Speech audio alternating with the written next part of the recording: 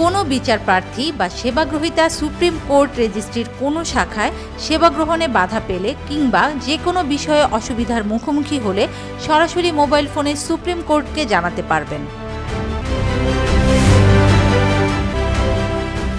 এছাড়াও সুপ্রিম কোর্টে সেবা গ্রহণ সংক্রান্ত প্রয়োজনীয় তথ্যসহ সেবা বিষয়ে পরামর্শ গ্রহণ করতে পারবেন। এজন্য একটি হেল্পলাইন চালু করা হয়েছে। বুধবার একই বিজ্ঞপ্তিতে বিষয়টি জানিয়েছেন সুপ্রিম কোর্টের জনসংযোগ কর্মকর্তা মোহাম্মদ শফিকুল ইসলাম।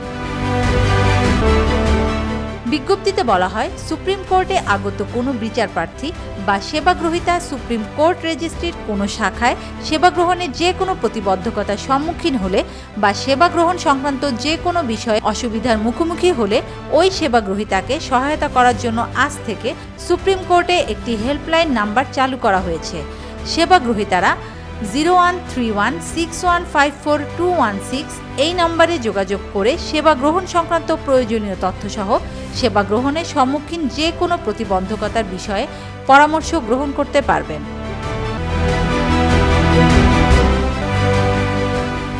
সুপ্রিম কোর্ট রেজিস্ট্রির একজন কর্মকর্তা এই হেল্পলাইনে পরিচালনা করবেন এবং সেবাগ্রহীতাকে প্রয়োজনীয় সাহায্য দেবেন।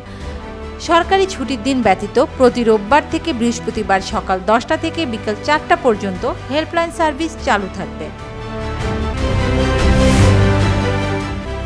গত 18 সেপ্টেম্বর বুধবার প্রধান বিচারপতি ডক্টর সৈয়দ রেফাত আহমেদ সুপ্রিম কোর্টে কর্মরত সহকারী রেজিস্ট্রার হতে তদূর্ধ্ব পদমর্যাদার সকল কর্মকর্তাদের উদ্দেশ্যে বিচারপ্রার্থী জনগণের জন্য সেবা সহজীকরণ সহ পেশাগত কাজে সচ্ছলতা ও জবাবদিহিতা নিশ্চিতকরণের জন্য 12 দফা নির্দেশনা দেন।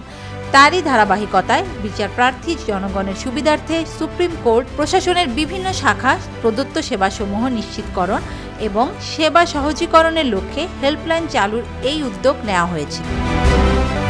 Desk news, media express.